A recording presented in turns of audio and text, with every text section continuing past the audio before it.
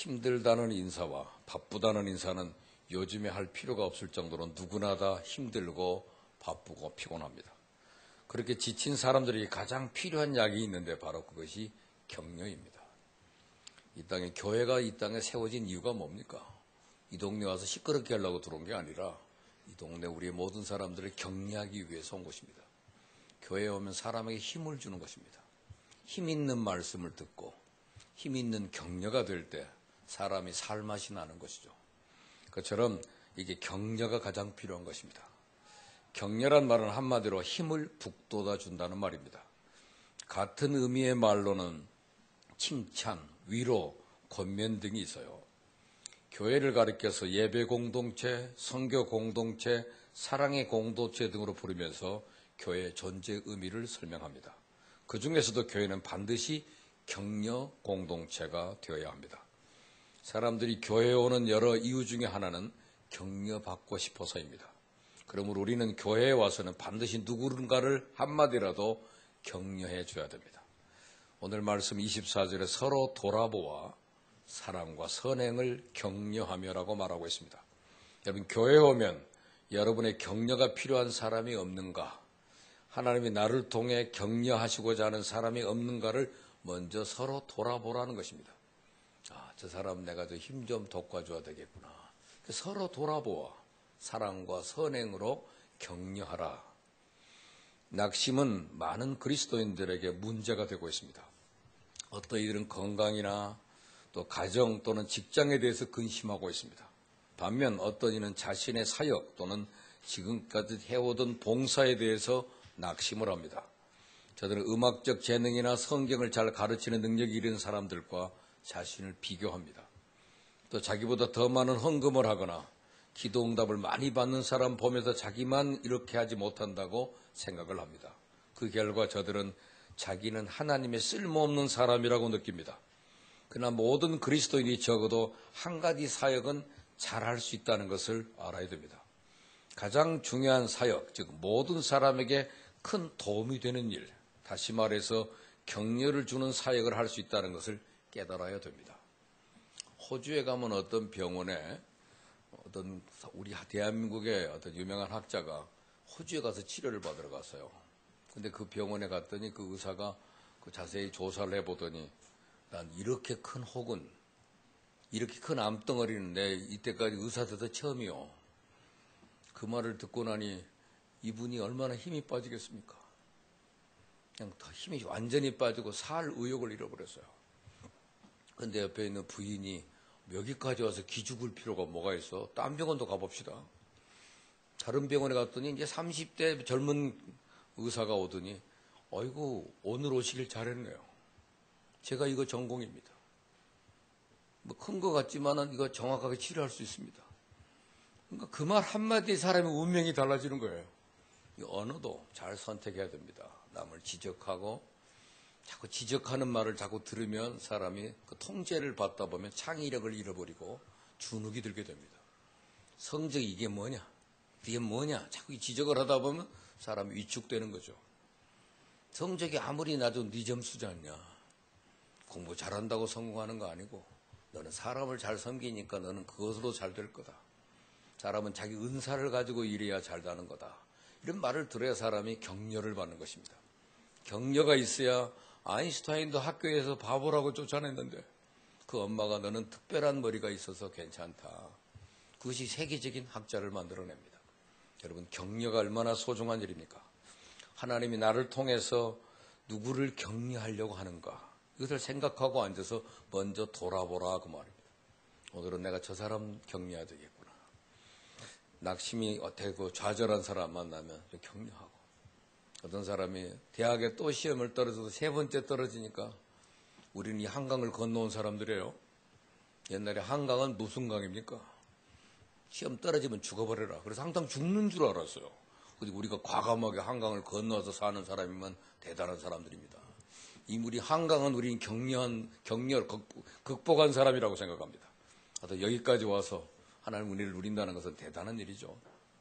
지난번 어떤 학생이 시험 떨어졌다고 좌절하기를 제가 가서 나도 삼수했어. 그랬더니 얘가 굉장히 좋아하더만요. 목사님이 저기 왕성교회 길자의 목사님이 자기 딸이 대학을 시험에 떨어졌어요. 그래서 예배 때 우리 딸이 이번에 대학 시험에 떨어졌다고 그랬더니 교인들이 그렇게 좋아하더래. 박수치고. 목사님 딸도 떨어졌단다야. 이게 얼마나 사람들에게 격려입니까? 잘 되고 형통했단 말만 듣는 게 중요한 것이 아니라 어떤 사람은 자기의 약점을 노출했을 때도 그것이 다른 사람에게 힘과 용기를 줄 수 있는 기회가 되고, 목사님도 삼수했는데 뭐 까짓 거 나도 하지 뭐. 이건 격려를 받는 것입니다. 어떤 권사님이 그 좌절한 학생한테 대학 떨어졌다고 낙심을 거다 아니요. 또 기술도 배우지만은 그래도 너는 내가 기도할 테니까 공부 한번 더 해보자. 그럼 잘 될 거다. 이렇게 말해주는 것은 병 고치는 은사보다 더 좋은 은사입니다. 격려의 은사, 격려해 주라고 세우신 직분이 교회의 권사입니다. 권사가 뭐 하는 거예요? 권면해 주고 격려해 주는 격려사란 뜻이에요. 우리 교회에 격려할 사람이 몇 명이나 계십니까? 그분들이 뭐에 기도하는 기도에 보면 또 권사님들은 사람이 낙심하고 곧 빠져 있으면 그 사람 격려해 주라고 세워서 권사예요, 권사. 그래서 권사는 권면해 주는 선생님. 영어로 말하면 카운셀러예요. 상담자들입니다. 그래서 상담해 주고 힘을 북돋아 주는 역할을 하는 것이죠. 영국의 유명한 설교자 로버트 데일 씨가 하루는 자기가 목회하고 있는 유명한 카를레인 교회가 있는 영국의 버밍햄 도시를 산책하고 있었습니다. 그는 먹구름 같은 우울에 잠겨 있었는데 그때 한 여인이 다가와서 데일 목사님, 하나님의 은총이 있기를 바랍니다. 목사님께서 저에게 얼마나 용기를 북돋아 줬는지 모릅니다. 하고 외쳤습니다. 그리고 불이 나게 지나갔습니다. 후에 목사님은 한순간 안개가 걷히고 태양이 비추는 기분이었다. 저는 하나님의 그 값없이 주시는 무한한 공기를 들어 마셨다고 증거했습니다. 바울 사도도 다른 사람들로부터 격려를 받고 싶어 했어요. 내가 너희를 보기를 심히 원하는 것은 곧 내가 안위함을 얻으려 함이라. 로마서 1장 11절 12절. 그는 로마 교회에 편지를 보내면서 직접적으로 내가 너희 보기를 심히 원하는데 그 이유는 너희로부터 안위를 얻고 싶다. 너희로부터 위로를 받고 싶다. 그 말입니다. 이것이 말 우리 모두가 동참할 수 있는 사역입니다. 한두 마디 건네는 말들이 별것 아닌 것 같지만 그 한두 마디가 그때는 격려의 말이 될 경우 얼마나 큰 위대한 사역이 되는지 모릅니다. 줄 것이 아무것도 없어도 격려는 언제나 줄 수 있습니다. 미국에 한 소년이 살았는데 그는 큰 말썽꾸리여서 늘 부모의 걱정거리입니다. 어느 날 마을 할머니 한 분이 이 소년의 어깨에 손을 얹고 말했습니다. 얘야, 너는 성격이 쾌활하고 말을 잘하니 설교자가 되면 많은 사람에게 영향을 미칠 수 있겠구나. 근데 이 소년은 교회를 다니질 않아요. 그래서 그 말을 듣고 용기를 내가지고 자기도 교회를 한번 갔답니다. 수요일 날 교회를 갔는데 그날따라 교인이 아무도 없어요. 목사님이 설교를 하려고 와보니까 고등학생 하나가 와서 앉아있는데 수요일 날 아무도 없어요. 그래서 그냥 기도나 하고 가라 그럴까. 그래도 한 명이라도 소중한 사람인데 내가 설교를 안 할 수 있나. 그래서 한 사람 놓고 고민하다가 설교를 했답니다. 그래서 그 설교를 듣고 그 학생 알아듣게 자꾸 얘기하다 보니까 학생이 알아듣고 끄떡거리고 그러더니 그 사람이 정말 신학을 공부하고 목사가 돼서요. 그 사람이 빌리 그라함입니다. 한 소년이 보잘것없고 말썽꾸러기였던 소년이 어느 할머니의 격려, 한 명만 참석했던 교회에 한 명을 놓고 한 목사의 설교, 그것이 그 인생을 격려해서 전 세계 수많은 사람의 복음을 위해 미국의 건강을 위해서 지켜주는 위대한 빌리 그라함이 그렇게 탄생했다는 사실입니다. 격려의 힘 얼마나 큰 겁니까? 저는 중학교 2학년 때 예배당에 앉아있는 우리 옛날에 그 유명한 목사님들이죠. 그분들 제 머리 쓰다듬으면서 장내 목사구만, 그 말 한마디가 저를 목사로 만들었습니다. 인생에 다른 어떤 직업보다 이것보다 소중한 것이 없다고 판단했기 때문에 그 격려가 인생을 바꿉니다. 우리 인생을 복되게 하는 말, 이것이 바로 중요한 일이잖아요. 성경은 오늘을 사는 그리스도인들에게 명령하기를 서로 격려하라고 말씀하고 있습니다. 우리가 교회 안에서도 만이라도 서로 격려하기를 힘쓴다면 세상은 달라질 수 있습니다. 많은 사람이 용기를 얻을 것입니다. 많은 사람이 행복해질 것입니다. 많은 사람이 더욱 성장할 것입니다. 영영 실패로 끝날 많은 사람들이 자신감을 회복하고 아름답고 가치 있는 일에 다시 도전하기 시작할 겁니다. 그리고 침륜에 빠진 사람들이 영적으로 회복될 것입니다. 교회가 부흥되고 교회 안에 날로 아름답게 변화되는 모습들로 차고 넘칠 것입니다. 그렇다면 우리는 무엇을 어떻게 격려할 수 있을까? 오늘 본문에 보니까 그 23절 말씀, 또 우리에게 약속하신 분은 뭐라고 그래서요? 미쁘시다. 그 말은 영어로 말하면 신실하다 그 말입니다. 그러니까 우리는 흔들리지 말고 우리가 고백하는 그 신앙을 굳게 잡자. 이것이 표준 세번역에 나온 말씀입니다. 우리는 교인들이 서로 하나님을 온전히 신뢰하는 믿음을 갖도록 서로 격려해야 됩니다. 우리가 만나도 피상적으로 저 사람은 당연히 믿음이 좋겠지, 내가 그의 믿음에 관해서 관심을 가질 필요가 없겠지 하고 지나치기 쉽습니다. 여러분, 행여라도 교회분은 교회 오래 다닌 분이니까 믿음이 좋을 거라고 생각하지 마세요. 늘 우리는 새로운 믿음이 필요합니다. 목사도 오늘 살아갈 믿음이 필요합니다. 늘 만나면 예수 열심히 믿으세요, 그렇게 말해주는 게 참 필요해요. 제 친구 목사가 아침에 저한테 카톡으로 와가지고 할배된 거 축하해 왔더만요. 자기 지난번에 할배됐다고 제가 이 할아버지가 안 논다고 그랬더니 나하고 같이 놀자고 이제 연락이 왔어요. 근데 그 친구에게 무슨 말이 생각나면, 지난번에 그분이 너무 절망에 빠져가지고 나이도 들고 나는 시골에서 서울 와가지고 이제는 목회도 비전도 없고 아무것도 할 것도 없고 이제 끝났다고 자꾸 절망하더라고요. 그래서 제가 옆에서 그러니까 귀에다 대고 예수 믿으라니까. 그분이 목사님이에요. 내가 예수 믿으라니까 그랬더니 내가 예수를 안 믿었나. 지금 믿음 없잖아. 믿음을 빨리 리필해야지. 믿음 가져. 요새 1000여 명 모이는 교회 담임 목사 되셔가지고 나한테 오늘 할배된 거 축하한다고 연락 오잖아요. 격려받은 사람은 격려하는 사람이 됩니다. 우리가 이 격려가 얼마나 소중한 일입니까? 같은 말도 낙심하지 말고 믿음을 가지세요. 네? 초신자들이 오래된 신자를 만나면 믿음 가지세요, 이렇게 얘기해 주는 거예요. 미국에 가는 교회를 가니까요, 새 신자들이 나와가지고 오래된 신자들을 앉혀놓고 안수하더라니까요. 새 믿음이 필요하다는, 새 믿음. 전도는 누가 잘해요? 새 신자가 잘해요. 오래된 신자들 아무리 뛰들고 댕겨봐야 저도 교회 나오기 힘들어. 혼자 나오기도 힘들어요. 새 신자는 봐라, 내가 변한 거 봐라. 다른 사람을 끌어올 수 있는 힘이 있습니다. 우리에게 늘 새 믿음이 필요해요. 그래서 우리가 서로, 성도는 서로 격려하라. 서로 돌아보아. 또 사랑과 선행을 격려하라.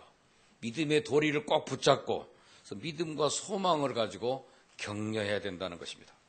늘 피차 연약한 믿음이 더욱 성숙하도록 격려해야 됩니다. 서로 믿음의 말과 행동을 칭찬하고 인정해 줘야 됩니다. 어머, 아까 그 말씀 너무 좋다. 나 그 말씀이 나한테 큰 힘이 되더라고요. 이런 말이 사람을 격려하는 것입니다. 서로를 바라보면서 믿음을 확인하고, 네 안에 진실한 믿음이 있다고, 네 믿음이 참 아름답다고 이렇게 말해줘야 됩니다. 그래서 약속하신 이는 미쁘시니 우리가 믿는 도리의 소망을 움직이지 말고 굳게 잡아 그랬어요. 소망을 품도록 격려해야 됩니다. 우리가 은혜를 받고 성령 충만하면 말하지 않아도 예수님을 바라보고 미래에 성취될 약속과 천국의 소망을 생각하면서 흔들리지 않습니다. 그러나 살다가 어려움을 만나면 자꾸 소망이 흔들리는 거예요. 하나님의 약속도 물거품처럼 사라질 것 같습니다. 그렇게 되면 천국의 소망은 잊어버리고 자꾸만 세상만 바라보고 현실만 바라보면 걱정태산입니다. 장차 하나님이 주실 아름다운 상급은 잊어버리고 우리 눈앞에 있는 현실만 바라보고 살아요. 그러다 보니까 쉽게 낙심하고 헛된 욕심의 노예가 되고 믿음이 뿌리채 흔들리게 됩니다. 이런 사람 보면 즉시 격려해 줘야 됩니다.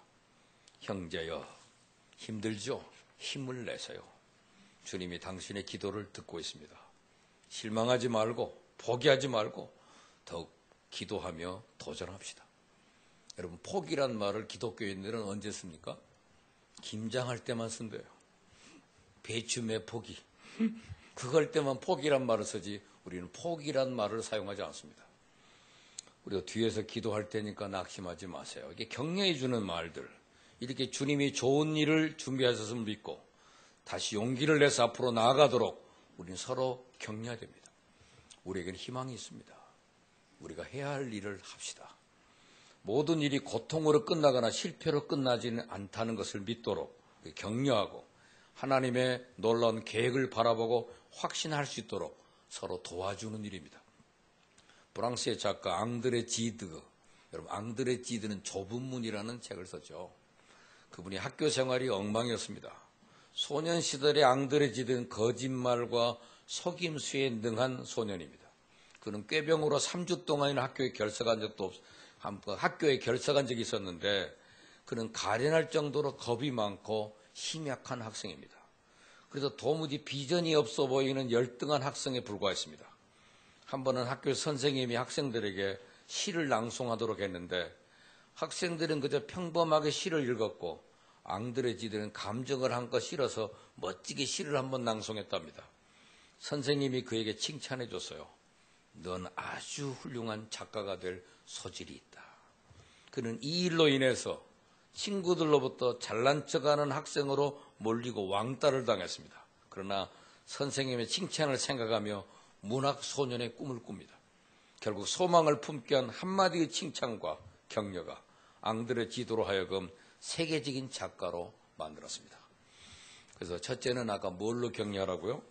믿음과 소망을 격려하고, 두 번째는 24절에 사랑과 선행을 격려하라는 것입니다. 사랑하는 사람은 선행이 뒤따릅니다. 선행은 사랑을 구체적으로 표현하는 동기니까요. 성경에 어떤 여인이 예수님에게 와가지고 자기의 옥합을 깨스려서 향유를 예수님의 발에다가 붓고, 여러분 향유를 발에다 붓는 경우가 어디 있습니까? 그리고 거기다가 머리털로 예수님의 발을 씻었어요. 사람들이 깜짝 놀랐습니다. 그 향유병을 보는 순간 그 향유가 한 사람의 노동자가 1년 동안 벌어서 꼬박 모아야 될 돈이래요. 300데나리온이나 되는 돈이니까 요즘 말하면 한 3천만 원쯤 되는 그 최고급 향유를 조금만 뿌리기만 하는 건데 이것을 통째 깨가지고 예수님의 발에다 붓고 그 자기 머리털로 하는 거 보니까 옆에 있는 제자 가룟 유다가 아이고 아까운 걸 저걸 팔아서 가난한 사람이나 도와주지. 그리고 이 여인이 한 일을 어처구니 없는 바보 같은 짓이라고 비난을 했습니다. 그럴 때 예수님이 이 여인을 뭐라고 그랬습니까? 이 여인은 지금 좋은 일을 했다. 예수님은 인류의 구속을 위하여 이 땅에 오셨다가 자신의 몸을 십자가에다 매달아야 될 가장 중요한 시간이었어요. 그때 그 마음을 위로해 준 최고의 사치, 이 여인이 한 것은 최고로 귀한 일을 한 거다. 이 여인의 복음이 전파되는 곳마다 이 여인이 행한 일을 기념해라. 그때 최고의 격려를 받았습니다. 마리아는. 그 사랑과 선행을 격려했다고 말이죠. 착한 일을 했다. 우리 주변에 보면 예수님과 교회를 진심으로 사랑하는 사람들이 많습니다. 어떤 이는 주님의 어린아이들을 말씀으로 잘 양육하기 위해서 수고도 하고 애쓰고 자기의 재능과 은사로 선행을 베푸는 사람이 많습니다. 이런 사람 보면 당연히 하는 거라고 생각하지 말고 그때마다 그 일을 칭찬해주고 격려해줘야 된다고 말해요. 당연한 게 아니라 성가대 하니까 원래 성가대니까 노래도 잘하겠지. 노래 참 잘하네요. 오늘 들어도 또 은혜가 됐어요. 이렇게 말해줘야 힘이 있는 거예요. 목사님들도 끝나고 나면 수고했습니다. 그럼 얼마나 기분 나쁘겠어요? 목사님 오늘 또 말씀에 참 은혜 받았습니다. 그래야 목사님도 기분이 좋잖아요. 수고했습니다. 그럼 기분이 확 빠져요. 맨날 수고나 해라 너는. 그런 게 아니잖아요. 그런 표현을 안 하는 게 좋아요. 목사님 은혜 받았습니다. 감사합니다. 오늘 목사님 말씀 듣고는 내가 주님께 한 걸음 더 가까이 가는 것 같습니다. 이렇게 말하면 뒷사람이 밀어서 그냥 지나가니까 그렇게까지 말 다 못하고 목사님 감사합니다. 은혜 받았습니다. 그럼 그게 좋은 거예요. 그게 굉장히 격려가 되는 겁니다. 설교자도 자꾸 격려를 받아야 더 훌륭한 설교자가 되는 거예요. 우리도 그런 말도 듣고 싶어요.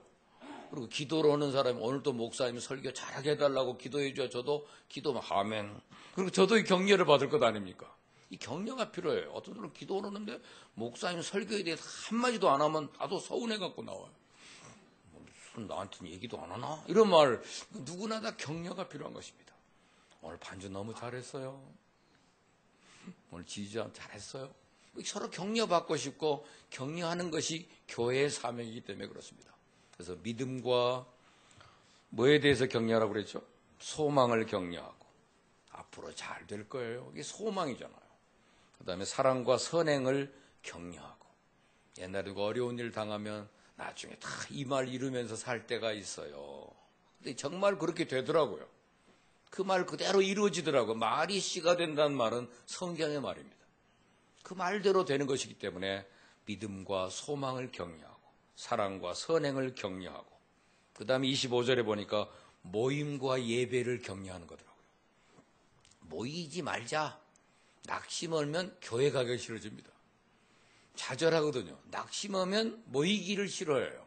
그러니까 모이기를 피하는 어떤 사람의 습관과 같이 낙심하는 사람들처럼 그런 삶으로 살지 말고 모임과 예배를 격려하라 그 말입니다. 여러분 모이기를 피하는 어떤 사람들의 습관을 따라가고 있지는 않은지 성경은 경고하기를 그날이 가까움을 볼수록 더욱더 가까이 자주 모여라 그랬습니다. 그러면서 권하기를 그날이 가까운 것을 볼수록 서로 격려하여 더욱 힘써 모이라. 요새 현대 와서 예배가 자꾸 줄어들고 있습니다. 각 나라 외국에 가보니까 우리나라 교포들이 모이는 교회에도 가면 일주일에 딱 한 번 모입니다. 안 모여요. 그날 한 번 모이기도 바빠요. 새벽 기도도 나오고 기도회도 뭐 참석하고 자꾸 모이다 보면 모임이 많을수록 믿음이 강화됩니다. 그러니까 모임을 자꾸 갖자, 모이자 말이죠. 우리가 예배도 한번 드렸으면 또 소그룹으로 한번 만나야 돼요.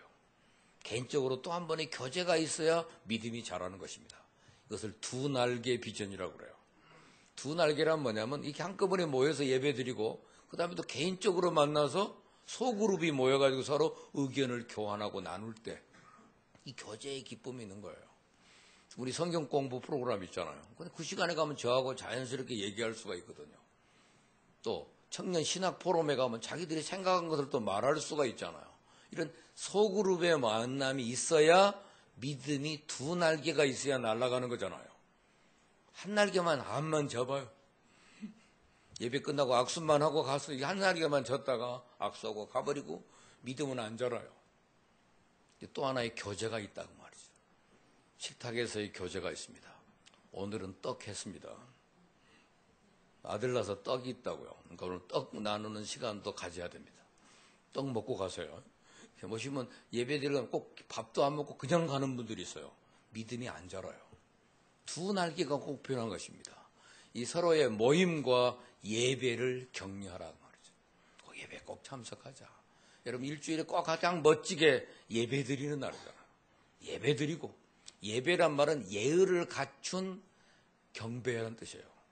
예배 때만은 가장 최고의 복장으로 가장 자신 있는 모습으로 나타나서 하나님께 예의를 갖추고 드려지는 경배를 말합니다.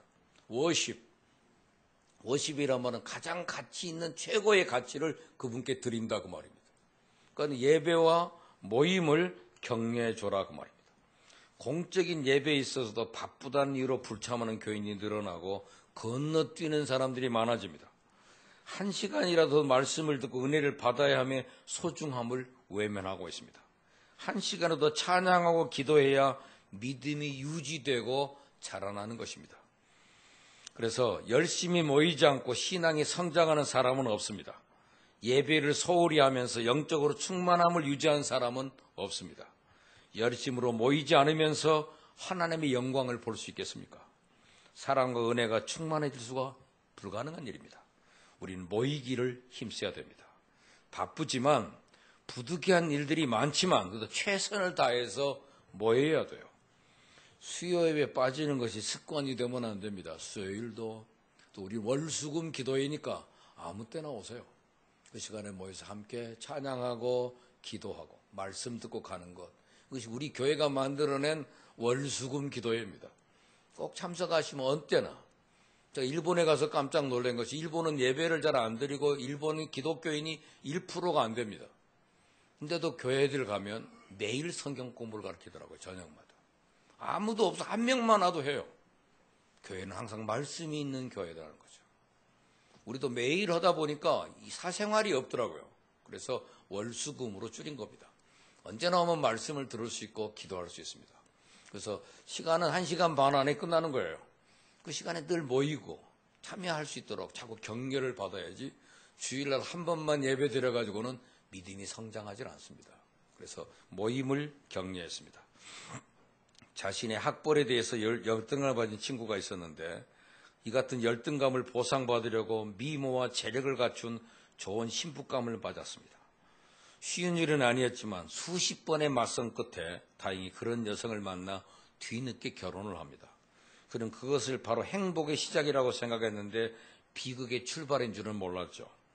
머리가 좋은 집안에서 자라면서 누구보다 자존심이 강했던 신부는 남편이 주위의 다른 사람들보다 학벌이나 월급에 못한 것을 볼 때마다 남편이 못나 보이기 시작했어요. 그런데 남편이 결혼 7년 만에 과장 승진을 했습니다. 그래서 이 기쁜 소식을 전하려고 아내에게 달려온 남편은 아내에게 가혹한 한마디에 절망했습니다. 그까짓 과장이 뭐 그리 대단해요? 당신 동창들 중엔 판검사 된 사람도 많잖아요. 박사도 수두룩하고요. 아내에게 인정받지 못한 남편은 그동안 번 돈에다 집까지 다 정리해서 해외 유학을 갔습니다. 박사가 된 남편이 이제는 모든 게 해결됐다고 생각했습니다. 그러나 귀국해서 조교수로 취직하고 보니 경제 문제가 난감해집니다. 유학하는 동안 돈은 다 써버렸고 조교수 월급으로는 생활이 어렵습니다. 나는 왜 이렇게 능력이 없나? 이 남편이 열등감은 깊어갖고 과음을 일삼게 돼서요. 아내의 한없는 욕망을 보면서 자기는 도저히 이것을 채울 수 없다는 걸 깨달았고, 그것을 채우지 못하는 한 자신도 결코 행복해질 수 없다는 결론을 이뤘습니다. 그래서 그가 택한 것은 스스로 목숨을 버리는 일이었습니다. 서울의 한 동네를 청소하는 미화원이 있었는데, 미화원입니다. 그는 항상 자신의 직업에 회의를 느꼈어요. 언젠가는 이 일을 그만두겠다, 언제 때려쳐야지 하고 불만을 토로해오고, 악심한 그가 하루하루가 지겹고 힘들었습니다. 근데 언제부턴가 청소부의 얼굴이 밝아졌어요. 마을을 청소하면서 콧노래를 부릅니다. 이 청소부를 변화신 것은 아내의 따뜻한 격려 한마디였답니다. 여보, 나는 이 마을을 깨끗하게 청소하는 당신이 정말 자랑스러워요. 당신의 노고가 없다면 이 마을은 쓰레기로 뒤덮였을 거예요. 그 한마디가 그 사람을 살리기도 하고 죽이기도 합니다.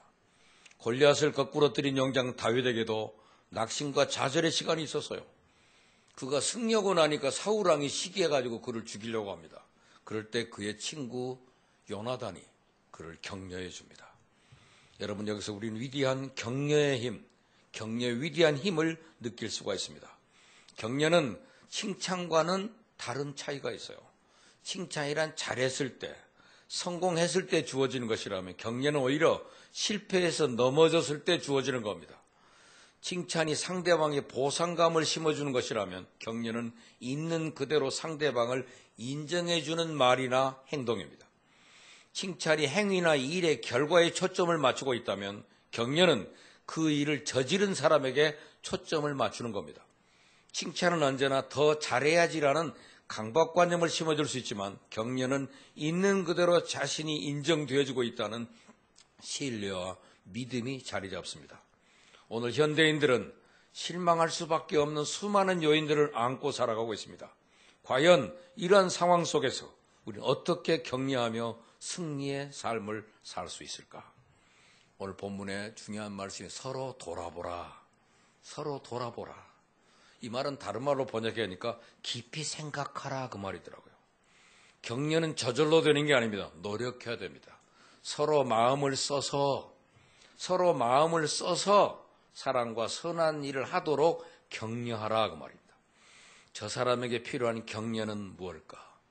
저 사람이 가장 효과적인 격려의 말은 어떤 것일까를 마음 깊이 신경 쓰고 생각해서 하라 그 말이에요.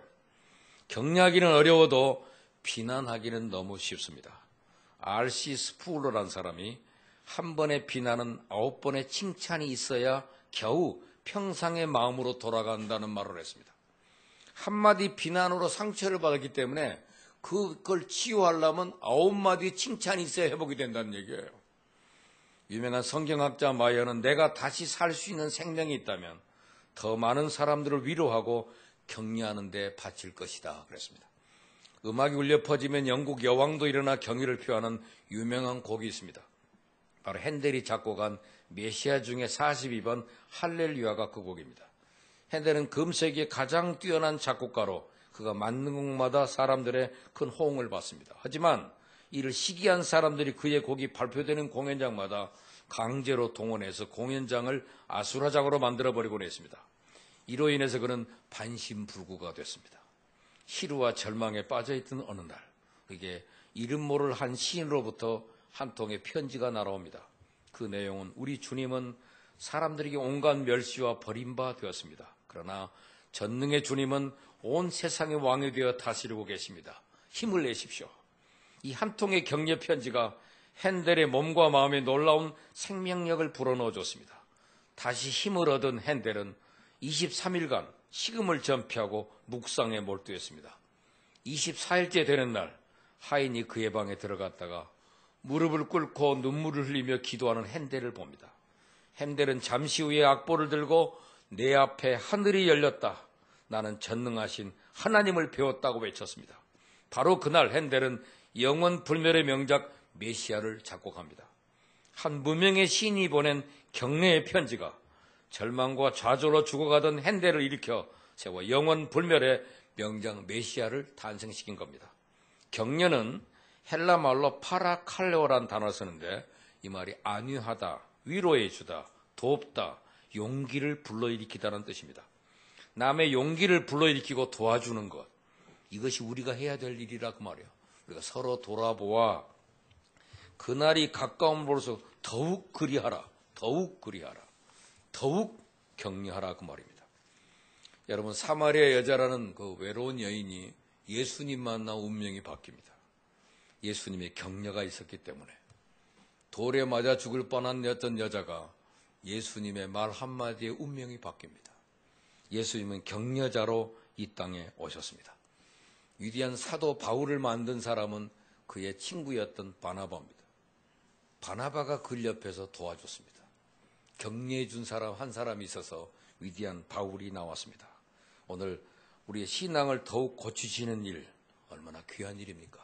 서로를 격려해 주는, 격려하는 일에 또 그런 말에 인색하거나 주저하지 마시고, 오늘 이 본문의 말씀 23절, 또 약속하신 이는 미쁘시니 우리가 믿는 도리의 소망을 움직이지 말며 굳게 잡고 더욱 강하게 권면해서 서로 격려함으로써 이 귀한 사명을 잘 감당하기를 바랍니다. 자, 여러분, 우리 모두가 격려자가 됩시다. 기도하겠습니다. 하나님 아버지,